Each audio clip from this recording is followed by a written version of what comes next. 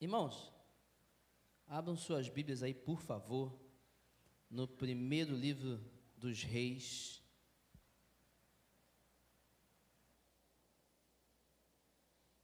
capítulo 17. 1 Reis, capítulo 17.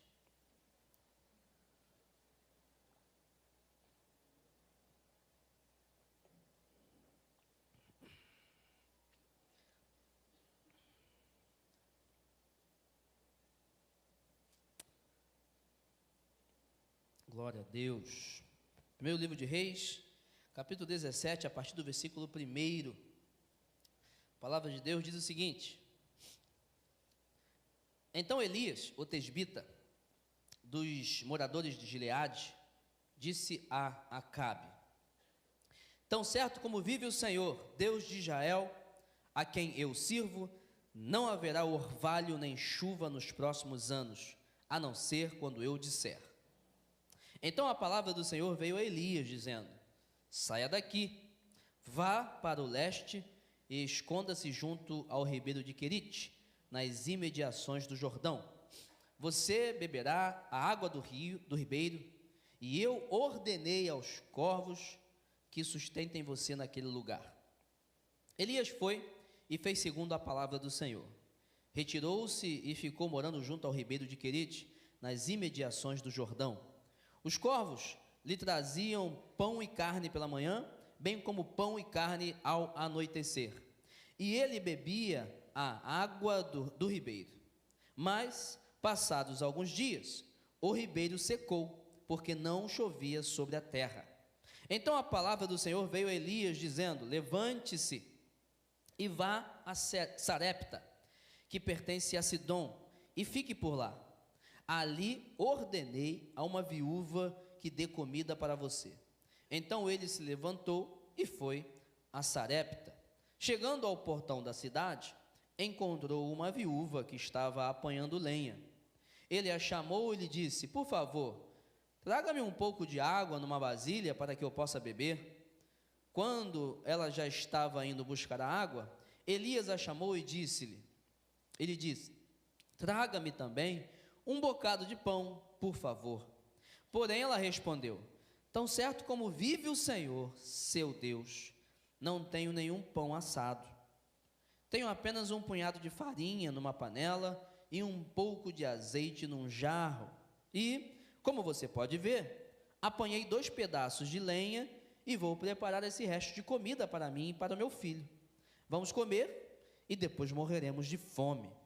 Elias disse a ela: Não tenha medo, vá e faça o que você disse, mas primeiro faça um pãozinho com o que você tem e traga-o para mim. Depois prepare o resto para você e para o seu filho, porque assim diz o Senhor, Deus de Israel: a farinha da panela não acabará e o azeite do jarro não faltará, até o dia em que o Senhor fizer chover sobre a terra. A viúva foi e fez segundo a palavra de Elias. Assim comeram ela e a sua casa durante muitos dias. A farinha da panela não acabou e o azeite do jarro não faltou, segundo a palavra do Senhor anunciada por meio de Elias. Depois disto, o filho da mulher, dona da casa, adoeceu, e a doença dele se agravou tanto que ele morreu. Então a mulher disse a Elias: O que foi que eu fiz a você, homem de Deus? Você veio aqui para trazer à memória a minha iniquidade e matar o meu filho? Elias respondeu: Dê-me o seu filho. Ele o tomou dos braços dela e o levantou para cima, e levou para cima, ao quarto onde ele mesmo se hospedava, e o deitou em sua cama. Então clamou ao Senhor e disse: Ó Senhor, meu Deus, por que afligiste também esta viúva com quem me hospedo, matando o filho dela?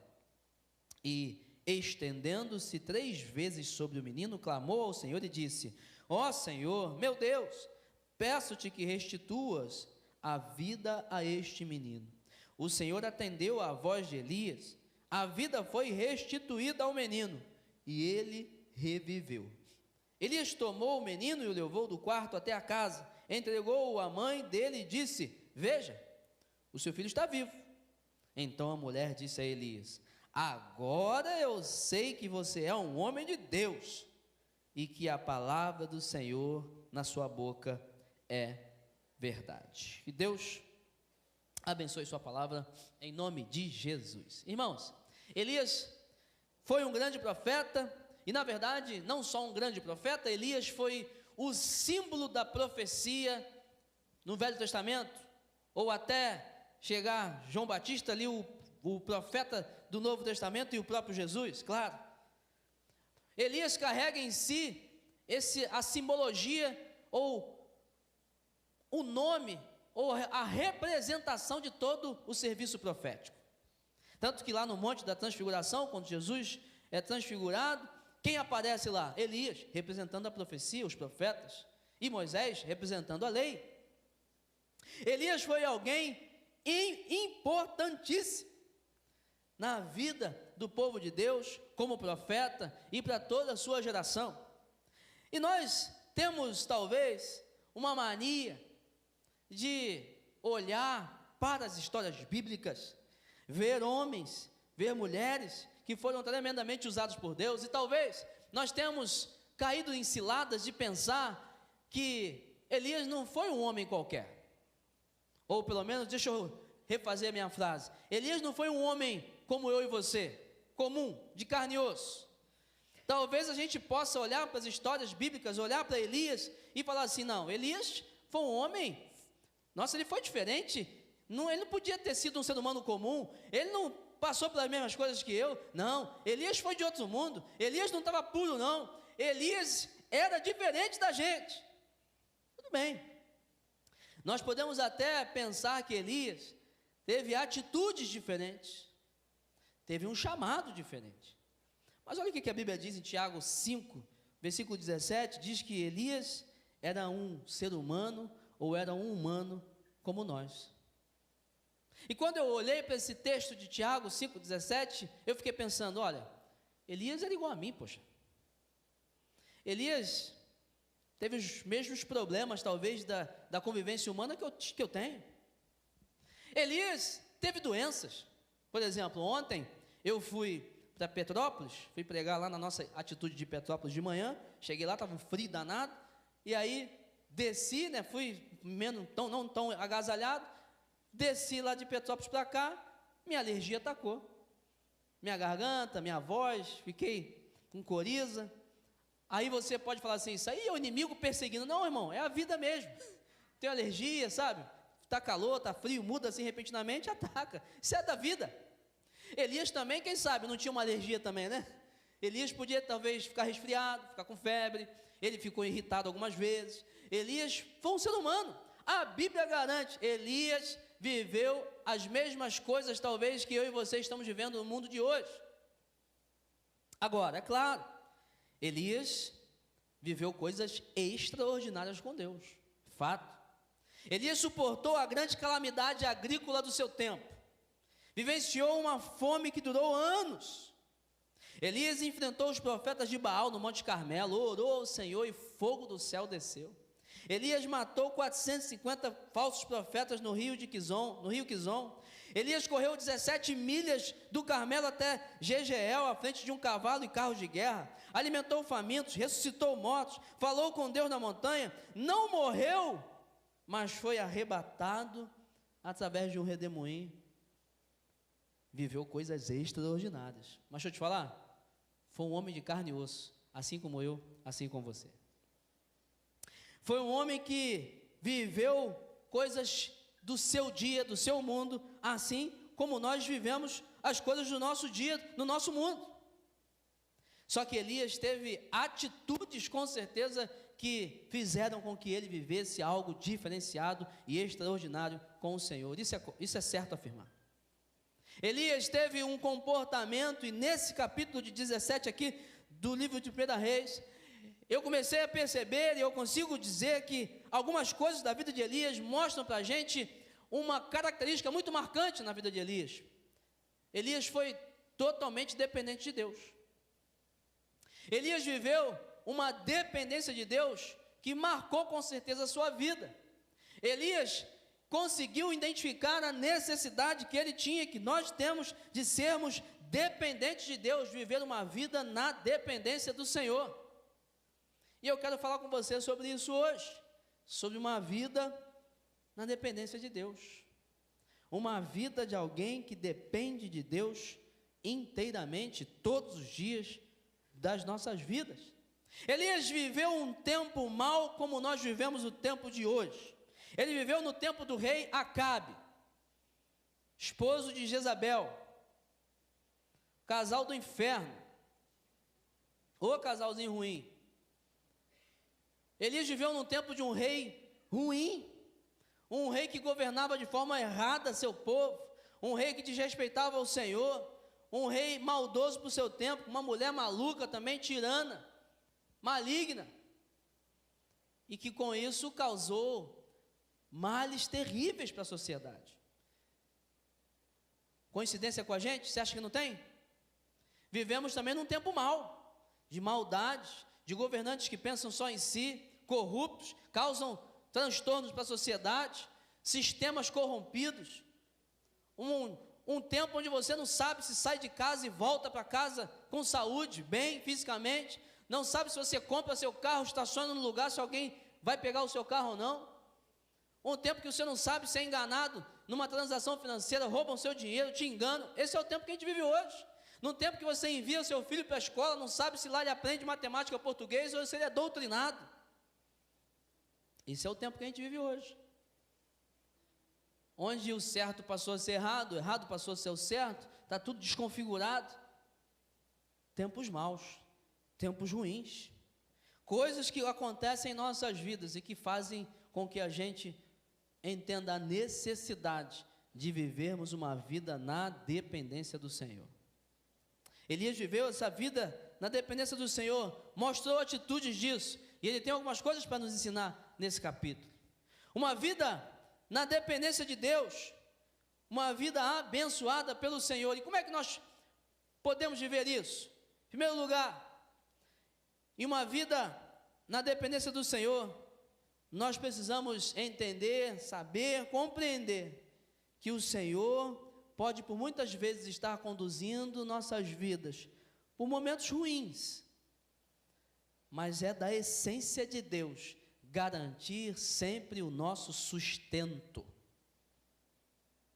Em muitas das vezes, eu e você poderemos estar andando por momentos ruins, desertos, situações de perdas, situação de choro, situação de conflito, de guerra, mas Deus, com a sua essência, Ele garante o nosso sustento. Isso é da essência de Deus. Deus, Ele tem isso nele.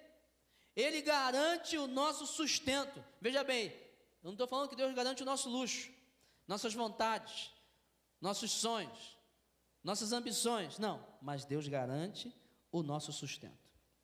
Os versículos de 2 a 4 diz o seguinte: então a palavra do Senhor veio a Elias dizendo: sai daqui, vá para o leste, esconda-se junto ao ribeiro de Querite, nas imediações de Jordão, você beberá a água do ribeiro, e ordenei aos corvos que sustentem você naquele lugar. Elias havia acabado de entregar uma palavra para o rei, para o reinado, e na verdade uma palavra de maldição. Falou assim: ó, não vai chover mais. Se hoje, no mundo de hoje, a gente já percebe locais de seca, né? Você vai para o Nordeste, uma seca, muitos meses sem chover. Você vai na África, muitos meses sem chover, causa muitos transtornos. É muito ruim para o povo, mesmo com a tecnologia de hoje, mesmo com a gente conseguindo driblar isso aí, é muito ruim. Imagina mais de 2, 3 mil anos atrás. A chuva era a ferramenta essencial para a sobrevivência, porque a plantação não ia dar certo sem chuva. Como é que o pessoal ia plantar, colher se não tivesse chuva? O pessoal ia passar fome, foi isso que aconteceu. E aí, a maldição que Elias lançou, ele não foi bem quisto, né? Deus chegou para ele e falou assim: meu irmão, beleza, você está certo, mas melhor você vazar daí, melhor você sair daí, porque agora Acabe e Jezabel vão perseguir você e vão querer o teu pescoço. E Elias entendeu e foi embora, foi lá para Querite e foi ser sustentado pelo Senhor. Mas olha só que interessante, na ordem de Deus ele fala assim: vai lá para a região de Querite, que lá você vai beber dessa água, e eu já ordenei corvos para te alimentarem levando para você pão e carne, como a Bíblia diz. E os corvos eram pontuais, de manhã e de noite. Serviço de quarto. Seu Elias, serviço de quarto aqui. O primeiro iFood da época, né? Primeiro delivery da história do mundo. Deus que criou, tá vendo aí? O iFood, corvos levando comida lá. Todo dia, diz a palavra, ele bebia da água, essência para a vida, água. E os corvos entregavam ali pão e carne para ele. Agora é o seguinte, beber do riacho, tudo bem, mas ser sustentados por corvos, imagina isso, Almir. Eu chegava para você e falava assim, Almir, você vai sair do horto, você vai para a Síria, a gente tem uma missão lá na Síria, está bombando lá, aí vai para a Síria, fica tranquilo que eu vou mandar lá umas cobras levarem as comidas para você. Estranho, né? Falo para o Vinícius, você vai agora, vai para o Japão, é bom, né? Melhor do que a Síria. Fica tranquilo que vou mandar lá os cachorros lá vão alimentar você, vão levar comida para você. Estranho, não é estranho? Muito estranho. Só que é o seguinte, beber água do riacho seria algo natural. Ser alimentado por corvos foi algo sobrenatural.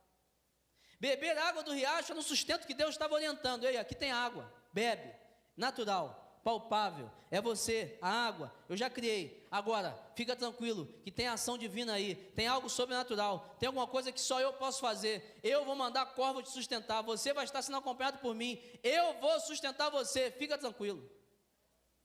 Tem algo na vida da gente, tem momentos onde a gente é sustentado pelo Senhor de forma natural. Você estudou, você trabalhou, tem o seu salário, você comprou, tem comida na geladeira, você faz, amém, natural, é de Deus também. Mas tem horas que você vai olhar e você vai falar assim, isso aqui é divino. Isso aqui é corvo do Senhor que Deus está mandando para me alimentar. Deus está com a mão dele nesse negócio. Esse sustento não veio de forma natural. Aquilo que eu estou sentindo, o mundo está caindo, mas essa paz que eu estou sentindo, essa tranquilidade, essa certeza, essa fé, a paciência que eu estou nutrindo, sabe, essa minha motivação, essa fé, não vem de mim, isso vem do Senhor, é sustento para a minha vida. Era para eu estar aqui girando, batendo pino, desesperado, mas eu estou em paz. A empresa não está indo bem, mas eu estou com uma certeza que esse negócio vai acontecer, é de Deus. Deus tem me sustentado. Deus tem cumprido algo e é uma ação sobrenatural na minha vida. Às vezes nós podemos estar entendendo ou vivendo uma situação na vida e a gente pode não estar entendendo que é uma ação divina nas nossas vidas.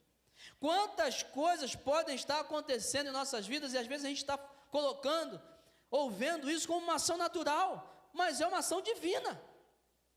Quantas vezes Deus pode estar intervindo em nossas vidas de forma sobrenatural e nós não estamos vendo isso ou percebendo isso? Há coisas que são ações divinas, são ações milagrosas e muitas das vezes nós pensamos que a vida cristã pode ou deveria ser uma vida só de ganhos, né? Só de sucesso, só de alegria, só de vitória, só de pódio. Eu só estou recebendo, é só avanço, é só vitória todo dia. Não, meu irmão, vida cristã às vezes é de perrengue também. E eu poderia até arriscar, se a gente olhar para a Bíblia e analisar bem mesmo a vida cristã desses homens e mulheres de Deus, foi até mais perrengue do que sucesso. Só que aí, você vai poder bater no peito e dizer o seguinte, olha, a vida não está fácil não. Não está tudo moleza não.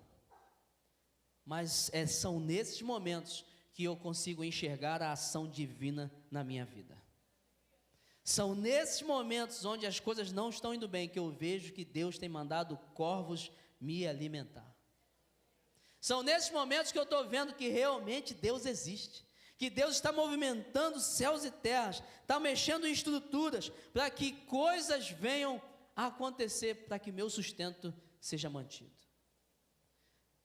Espiritualidade real é nesse momento, onde você ora e talvez Deus não está respondendo. Você busca, não sente nada. Você pede, a resposta não vem. Mas você continua constante. Deus existe. Quando você pede uma coisa de Deus, Ele diz, não, vou te dar outra se quiser. Se não quiser, não vai ter nada. Não é assim que a gente fala para filho às vezes? Ó, a comida que tem é essa. Mal queria nugget. Mal que tem é isso aí. É frango com quiabo. Né? Aí come se quiser, come se não quiser, não come. Né? A gente faz isso com o filho às vezes. Pelo menos deveria fazer. Às vezes Deus faz isso com a gente. Ó, filho, esse negócio que você está pedindo não vai fazer bem para você. O que eu tenho para te dar é isso. Ou então não é nesse momento, tá? Espera mais um pouquinho, amadurece mais. E aí você fica, poxa, mas aqui, estou pedindo, estou indo na igreja, estou fazendo, estou acontecendo. É, mas Deus é teu pai, Deus sabe o melhor para você. E Ele está fazendo o melhor para a tua vida. Essa semana, eu vi um vídeo, semana passada eu acho, eu vi um vídeo de um pastor falando sobre isso. Ele falou assim, espiritualidade verdadeira é assim. É essa quando você, tudo contribui para o contrário, mas você continua crendo que Deus está no controle de todas as coisas. Tudo está desmoronando, mas você acredita que 1000 cairão ao seu lado, 10 mil cairão ao seu lado, 10 mil ao seu direito, e você não será atingido. Tudo está contribuindo para você negar a sua fé, para você dizer que Deus não existe, mas você continua firme. Eu creio no Deus que salvou a minha vida, que morreu por mim. Ele é real, Ele vai me sustentar, seja através de corvos, seja através de pessoas estranhas, de um trabalho momentâneo, de um amigo, que talvez você não veja de longa data, através de um sustento da sua saúde, que você nem percebe, você está sem emprego, mas você não percebeu que a sua saúde está em dia. Você não percebeu que você está lutando por uma melhoria, mas a sua família está sendo guardada. E Deus está sustentando. Uma ação divina está acontecendo na sua família. Quantos livramentos você já teve hoje? Quantos livramentos você já teve essa semana que você nem percebeu? Quantas vezes você talvez, por ter chegado atrasado no lugar, você ia ser assaltado, mas não passou naquela hora, o assalto foi com outra pessoa. Se você chegasse antes, chegasse depois, de repente teria batido o carro, teria acontecido alguma coisa. Livramento do Senhor. A ação divina de Deus sustentando nossas vidas. Irmãos, quantas coisas no dia a dia são mantidas, sustentadas por Deus e nós não estamos percebendo. Olha para o teu corpo, irmão. O corpo humano é um negócio extraordinário. Não é possível, foi Deus que fez esse negócio. Uma combinação de fatores, organismos, articulações, a visão, o nosso cérebro, tudo funcionando corretamente, num batimento só. Basta uma célulazinha sair da desordem, deu ruim. Quem é que está sustentando esse negócio? É Deus. Deus é que sustenta isso. Nosso ir e vir, nossa saúde, nosso bem-estar, o controle emocional, Deus está nos ajudando, nos sustentando, nos orientando. Ações divinas de Deus, ações divinas, acontecem todos os dias em nossas vidas, porque Ele garante o sustento dos seus filhos. Ser dependente de Deus é ser sustentado por Ele, ou pelo que Ele apresenta para você de natural, ou pela ação divina dele, uma ação sobrenatural na sua vida e na minha. Por isso, se corvos alimentaram Elias, Deus pode trazer o nosso sustento de várias maneiras. Nós só precisamos crer e viver na dependência dele em todos os lugares e momentos de nossas vidas. Em segundo lugar, uma vida de dependência de Deus é uma vida onde a gente precisa entender que a provisão de Deus, na forma atual, no momento atual, pode acabar, mas pode ser o momento para você se movimentar. Olha o que diz os versículos 7 e 9. Mas, passados alguns dias, o ribeiro secou, porque não chovia sobre a terra. Então a palavra do Senhor veio a Elias, dizendo: levante-se e vá para Sarepta, que pertence a Sidom, e fique por lá. Ali ordenei a uma viúva que dê comida para você. Irmãos, o sustento de Deus naquele lugar acabou. O riacho, água que só era ativada em períodos de chuva, isso era normal. E quem tinha orado para mandar parar chover? Elias. Aí ele vai ser sustentado por um rio, mas quando não tem chuva, não tem mais sustento. E aí Deus fala para ele assim: meu irmão, acabou, então sai daí e vai para outro lugar. Ué, mas Deus não mandou ele ir para lá para ser sustentado? Pois é, naquele momento Deus queria sustentar ele com um riacho, mas acabou. Você acha que Deus não sabia que o riacho ia secar? Claro que sabia. Ué, Deus errou então? Deus foi maldoso? Deus fez com que Elias fizesse mudança? Tá um negócio aí que eu não gosto, é chato, é mudança, né? Pelo amor de Deus, se mudar de casa, apartamento, dá trabalho esse negócio. Você acha que Deus queria brincar com Elias? Não, tu vai se mudar, vai ficar aí só uns meses e depois vai se mudar. Deus sabia que aquela provisão iria acabar. Deus sabia que, como estava sem chover, o riacho iria secar. Mas Deus mandou ele ir para lá mesmo assim. Você vai para lá, vai ter um riacho, os corvos vão sustentar você, tudo bem. E vai chegar um dia que eu vou te dar uma outra orientação. Irmãos, às vezes a gente está em algum lugar, é momentâneo. Às vezes Deus está falando com você assim: filhão, você está nesse emprego aí, mas vai passar, você não vai ficar aí a vida toda não. Mas eu tenho uma obra para você aí. Você está nesse local aí de estudo, você está vivendo essa questão com a sua família, isso é momentâneo, eu que te coloquei aí, mas vai passar. Só que enquanto você estiver aí, eu vou te sustentar. Agora um dia, você vai saber o momento certo de sair. E talvez, o momento certo para a gente, talvez Deus indique esse momento, quando o sustento dele é cortado mesmo. Quando começa a acabar as coisas, estou vendo que o negócio aqui não está bom não, está acabando. Pois é, e Deus chega para Elias e fala assim: Elias, o sustento acabou, né? O riacho secou, é a hora, sai daí, vai para Sarepta. Deus falou com Elias novamente, a voz veio para ele e falou assim: sai daí, porque o teu tempo aí acabou, o sustento acabou, e eu estou te mandando para outro lugar, e já ordenei um outro sustento para você. O fim daquele suprimento na vida de Elias exigiu uma mudança também na vida de Elias. Muitas das vezes isso acontece com a gente. Muitas das vezes nós nos deparamos com o fim de algumas coisas. Agora, eu e você precisamos aprender um princípio nisso aqui. O fim de alguma coisa significa também o início de outra. O fim de um processo marca o início de outro processo. Quando uma coisa termina, é sinal de que outra coisa vai ser iniciada.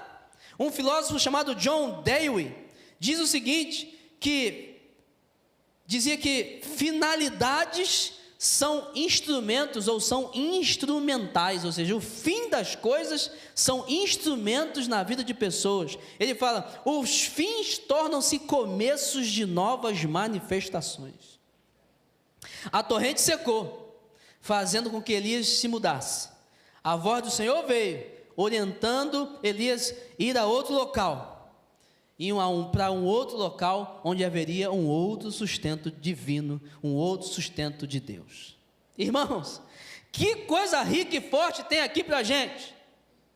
Quantas coisas em nossas vidas já terminaram, e nós às vezes ainda estamos olhando para elas. Quantas pessoas, quantas vezes eu e você nos ancoramos no término de alguma coisa. Você perdeu alguma coisa, alguém morreu, um relacionamento acabou, a casa dos sonhos se foi, o emprego, a empresa, talvez aquela saúde, né? Você era atleta, era igual a mim. Quando eu tinha 18 anos, 19 anos, eu corria, eu jogava bola todos os dias, eu aguentava tudo. Eu olhava para o meu corpo e falava assim: sou magrinho, acho que vou ficar assim a vida toda. Hoje não aguento jogar nem 10 minutos de futebol, não aguento. Acabou aquele gás, aquele pique, foi embora. Quantas coisas estão ainda, você ainda está preso a essas coisas que terminaram e não deixou ir. Só que quando a gente não deixa ir, é sinal também que a gente não começa novas coisas. Você quer saber um negócio? Coisas que terminaram e te prendem, isso é sinal de que você precisa de algum tipo de tratamento do Senhor, mas às vezes você precisa de tratamento também em outras áreas, também faz parte de um tratamento do Senhor. Irmãos, sabe qual é um dos maiores problemas da sociedade hoje? As doenças emocionais. O que tem de gente aí com problema emocional não está no gibi. Porque sabe o negócio? a gente vai começar a ver que todo mundo tem trauma. Todo mundo tem um trauma. Às vezes você conseguiu resolver esse trauma. Legal, foi vivendo e resolveu. Mas na grande maioria das vezes, você ainda está com esse trauma aí e não resolveu esse negócio. Aí foi um trauma lá da infância, na maioria das vezes na infância, na adolescência, está lá. Aí você foi vivendo, casou, tem um bom emprego, aí do nada, quanto menos espera, uma crise começa a acontecer na tua vida, por quê? Tem um negócio que não foi resolvido lá de trás, que está perturbando você hoje, está evitando você ter um bom relacionamento com a tua esposa, com teus filhos, no ambiente de trabalho. Você talvez é um irritadinho, é um grosseiro, fere as pessoas, sabe? Não consegue lidar com as pessoas, com relacionamento, sei lá, tem um montão de coisas. Não, eu não saio à noite, eu não faço isso, eu não como isso aqui, eu não toco nessa questão. Meu irmão, tem trauma aí. Tem alguma coisa a ser tratada aí. Deus pode curar? Pode. Mas Deus também deu inteligência para psicólogo, para psiquiatra, certo? Para terapia de grupo. Deus deu esse negócio aí para a gente. Eu te aconselho, sou super a favor desse negócio. Tem coisa aí que precisa ser tratada. Tem gente que está ancorada, presa numa perda e não se deixa, não se permitiu a iniciar uma outra coisa.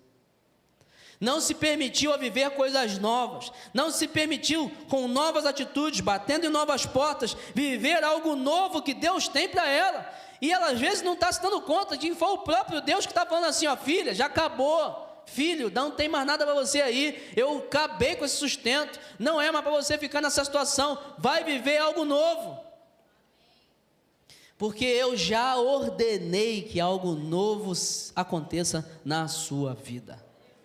Foi o que Deus falou para Elias, sai daí filhão, porque já tem uma viúva lá que eu já mandei, já dei um recado para ela, ela vai te sustentar. Quantas pessoas estão presas a situações e lugares que já terminaram, doenças emocionais talvez que não foram tratadas, traumas, prisões, que impedem você e eu talvez de vivermos coisas novas que até o próprio Deus tem apresentado para você. Por isso, aprenda a se movimentar, comece a andar na direção desse lugar novo, dessa nova experiência, talvez de um novo relacionamento, de uma nova tentativa. Não estou falando aqui para você acabar com o teu casamento não, hein? Em nome de Jesus, entendeu? Que não acabou não, dá para tentar, certo? Mas às vezes você perdeu, acabou, finalizou mesmo, então tem algo novo para acontecer na tua vida. Não fica ancorado na perda não, não fica ancorado na morte, no abandono, no trauma, na rejeição, em alguma coisa que acabou. Poxa, perdi pastor, perdi emprego, perdi a empresa, perdi, pois é, tem algo novo. Deus tem novo sustento, tem nova tentativa, vai para a direção de Deus, seja dependente do Senhor e viva algo novo de Deus para você. Terceiro lugar, em uma vida de dependência de Deus, saiba que obedecer é sempre a chave que destrava as bênçãos de Deus para nossas vidas. Versículos 13 a 16, nós lemos o seguinte: Elias disse a ela, a mulher, não tenha medo, vá e faça o que você disse, mas primeiro faça um pãozinho com o que você tem e traga-o para mim.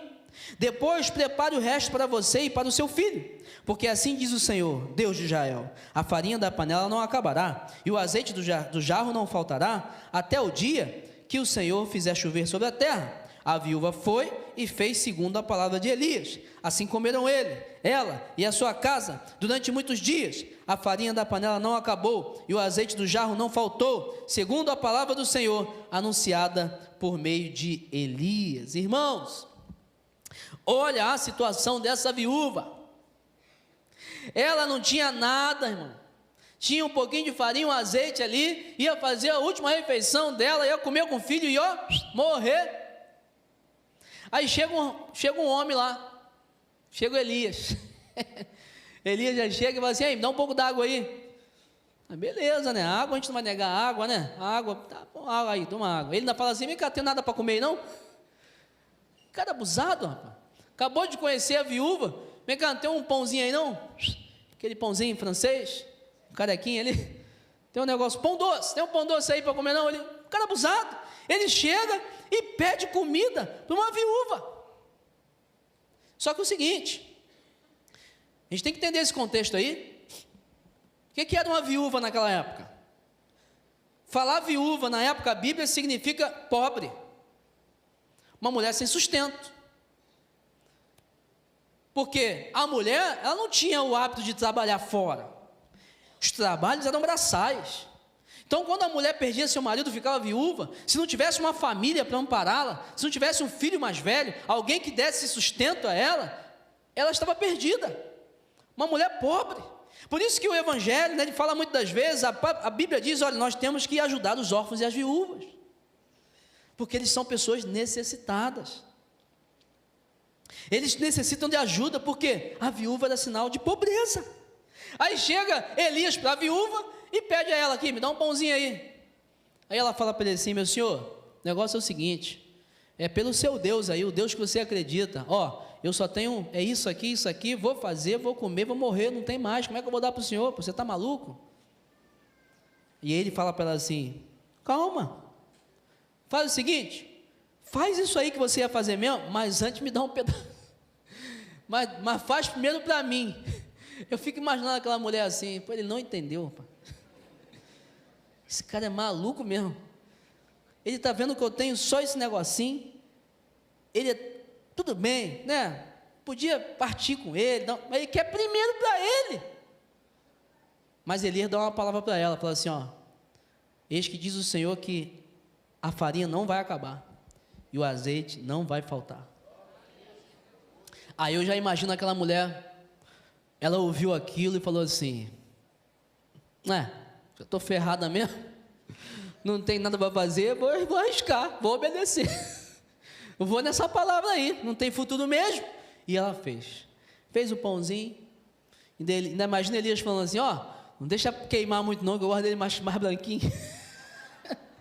Levou o pãozinho, levou lá a água, Elias comeu, e a palavra de Deus diz que eles começaram a comer, no dia seguinte tinha comida, no outro dia tinha comida, e enquanto não choveu, teve comida na casa daquela mulher.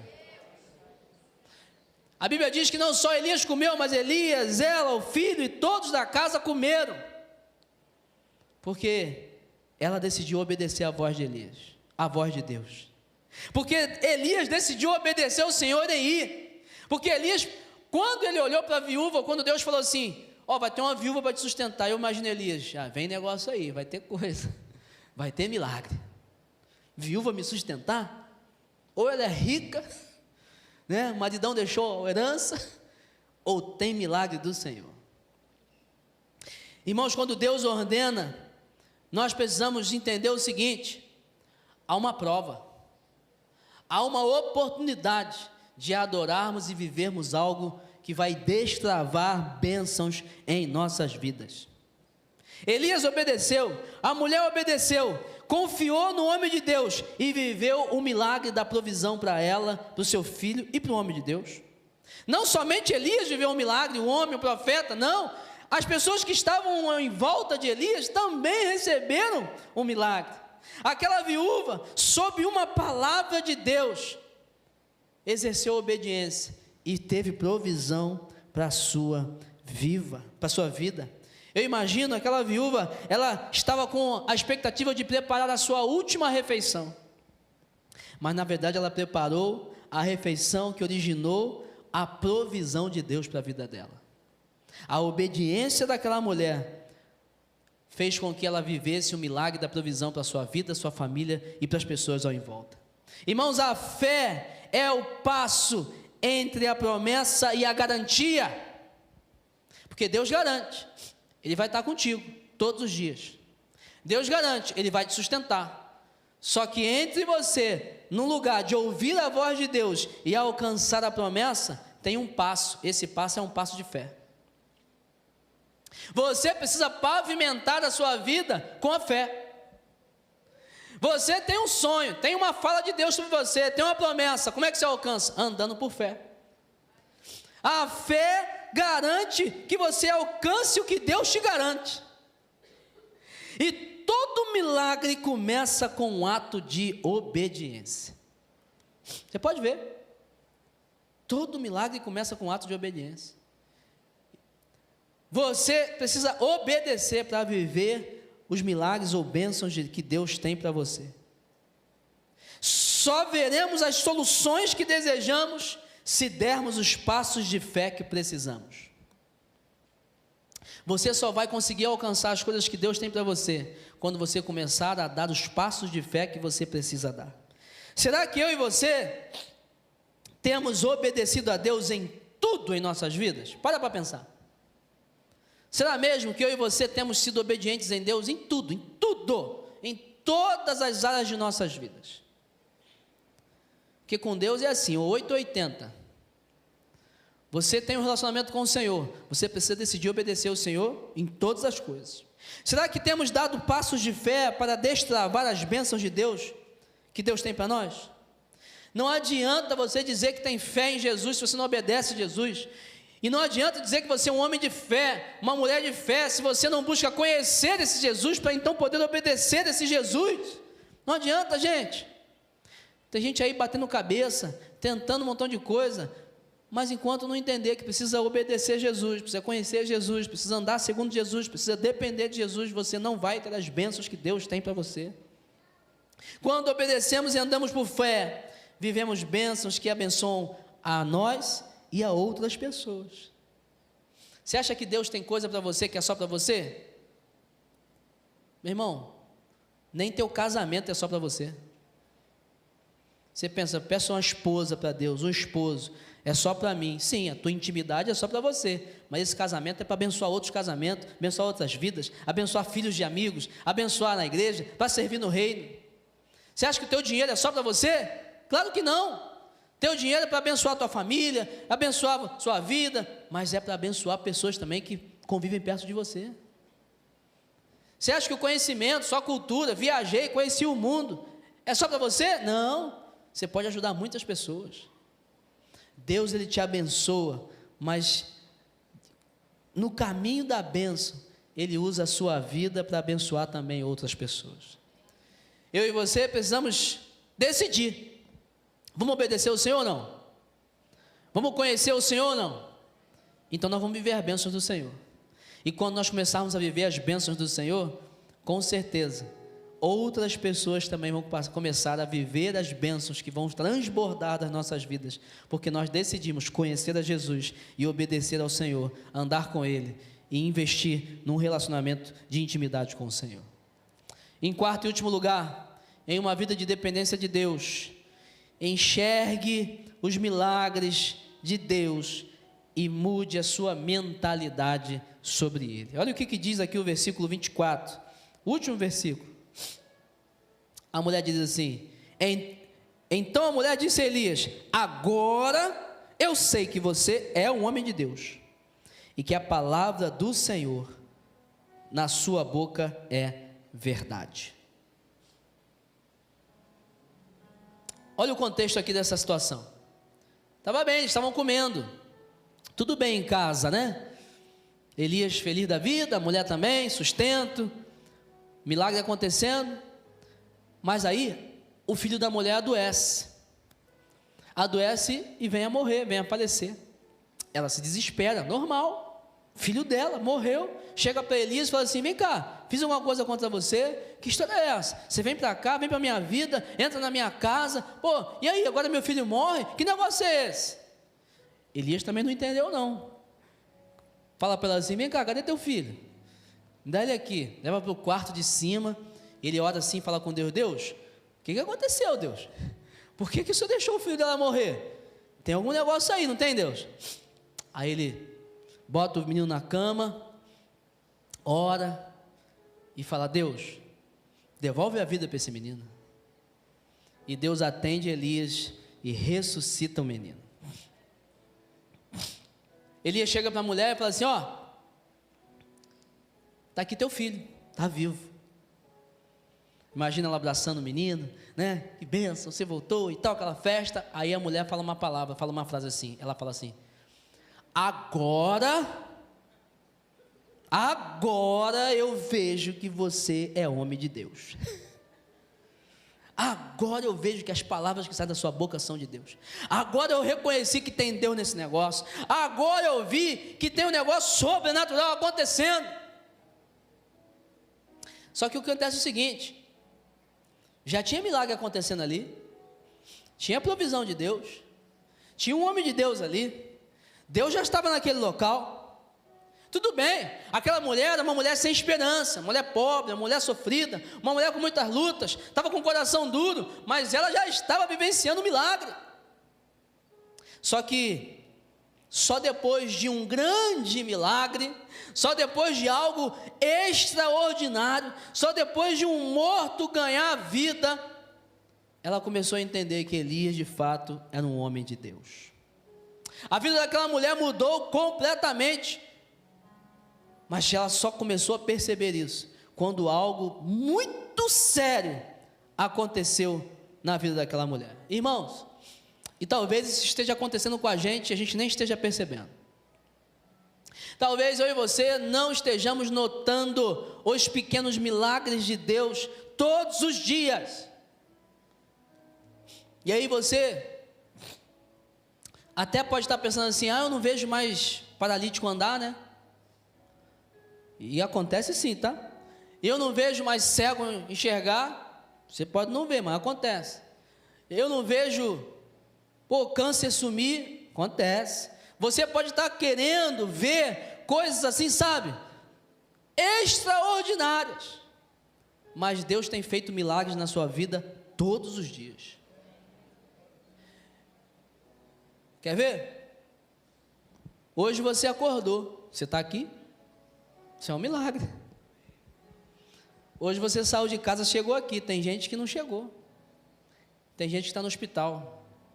Tem gente que está chorando no cemitério. Você já era motivo para agradecer a Deus. Meu pulmão está funcionando. Sistema respiratório, né? Tem gente que está lutando contra essa dificuldade de respirar.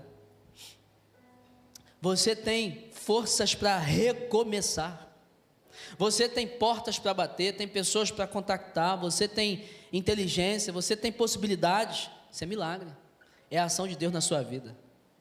Você tem oportunidades, talvez que não está percebendo. Deus tem feito milagres na sua vida todos os dias. Só que é o seguinte: talvez você esteja esperando chegar a um ponto de calamidade na sua vida, daí sim você começar a falar: realmente, agora eu vejo que Deus existe. Talvez você esteja esperando um filho seu morrer, ou esteja esperando você bater no hospital, ataque cardíaco. Caramba, voltei à vida, Deus existe mesmo. Agora eu te pergunto: precisa disso? Precisa você esperar um milagre desse acontecer para você começar a dar valor ao Senhor? Precisa você esperar algo extraordinário, um morto voltar à vida, para que você comece a valorizar que tem homem de Deus perto de você, tem mulher de Deus perto de você, tem palavra do Senhor, tem algo acontecendo do Senhor perto da sua vida, que você pode se juntar a isso?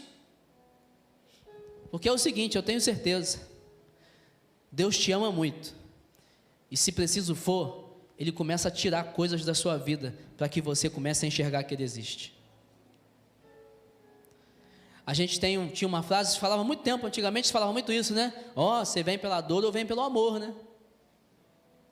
As pessoas vêm para Jesus ou pela dor ou por amor. É melhor vir pelo amor. É melhor você, por exemplo, eu tenho um hábito, todas as vezes que eu saio, passo pelo aterro ali, passo pela lagoa, olho o Pão de Açúcar, olho para as praias, e eu falo assim: Deus, é o Senhor que fez esse negócio, o Senhor é bom demais. Quando eu olho para minha filha, falo assim: o Senhor fez esse negócio também. É um pouco irritadinha, mas foi o Senhor que fez. Quando eu saio para trabalhar, vejo minha esposa dormindo, falo assim: foi o Senhor que me deu esse casamento, obrigado. Quando eu vejo as coisas que eu tenho no dia a dia, eu falo assim: eu agradeço ao Senhor, eu reconheço, isso é de Deus para mim. E eu falo assim: Deus, que nunca eu precise chegar ao ponto de quase perder essas coisas, para eu começar a dar valor ao Senhor. Que eu dê valor ao Senhor tendo essas coisas, para que eu não precise enxergar grandes milagres, para que então eu reconheça a minha necessidade da dependência do Senhor. As pessoas às vezes estão se deixando levar e arriscando perder, sofrer, chorar, mas Deus quer abrir nossos olhos através do amor, através das coisas boas, através de coisas sensíveis, suaves do dia a dia, onde Ele está sendo representado, sendo mostrado, sendo revelado. Ei, eu existo, eu te criei, eu sustento você, eu guio você, eu estou aqui, eu animo você, eu faço você sorrir quando vê uma criança, eu faço você sorrir quando vejo uma flor bonita, sou eu falando com você. E a gente poderia simplesmente entender isso, Deus existe, e começar a dar valor, se aproximar e falar assim: eu reconheço, Deus está falando comigo. Deus está nos chamando para uma vida de dependência a Ele, dependência dEle. E Ele tem enviado Elias, vários Elias para nossas vidas. Pessoas às vezes que pedem coisas, pessoas que estão necessitadas de algumas coisas, pessoas que vão dar palavras de Deus para a gente, pessoas que vão fazer convites para a gente, pessoas às vezes meio esquisitas, mas que vão levar a gente para perto de Deus. É Deus falando. E hoje você está aqui, ouvindo que Deus existe, que milagres acontecem, e que você precisa depender do Senhor, e tomar uma atitude de vir pelo amor. Começa a valorizar Jesus pelo amor, poxa. Não espera algo terrível acontecer na sua vida, para que aí então Deus faça um milagre e você comece a dar valor a Ele. Não. Aquela mulher poderia falar assim: poxa, aquele negócio do pão aí, né, de multiplicar minha farinha e azeite, só Deus mesmo, eu acredito, entrego minha vida, meu filho, estou contigo, ó, o Senhor é homem de Deus mesmo, eu vou abrir um culto aqui, vou abrir uma célula, pode me usar, vamos embora, eu quero fazer parte desse povo. Mas não. Ela só falou: agora eu vejo Deus, quando o filho dela ressuscitou. Que eu e você possamos começar hoje tendo um relacionamento de fé, obediência e dependência a Deus, visualizando cada detalhe. Meu irmão, minha irmã, valorize cada detalhe. Chega em casa hoje, te dá um conselho, chega em casa hoje, se você é casado, olha para a tua esposa, olha para o teu esposo e fala assim: ó, obrigado, Deus, que o Senhor me deu esse esposo, essa esposa. Olha para o teu filho, você vai botar o filho para dormir, ora sobre ele assim e fala assim: obrigado, Deus, pelo meu filho e minha filha, esse é presente do Senhor, o Senhor existe mesmo. Olha para a tua casa, começa a imaginar nas coisas que você tem, seu emprego, tudo, se é Deus que te deu, meu irmão. Deus existe, Deus está te dando, está te sustentando e está te convidando para você viver uma vida na dependência dEle. Que eu e você vivamos isso, dependência do Senhor, pois Ele garante nosso sustento. Ele sabe que às vezes a provisão pode acabar, mas Ele te ajuda a se movimentar, porque Ele já ordenou outro lugar para te sustentar. Ele quer que você entenda que obediência destrava a bênção. Quanto mais obediente, mais bênção do Senhor você consegue. E Ele quer que você hoje enxergue os milagres que Ele faz na sua vida todos os dias, para que você aprenda a valorizar, mudando a sua mentalidade sobre quem Deus é, e comece a viver com Ele, na dependência dEle, até toda a eternidade, em nome de Jesus.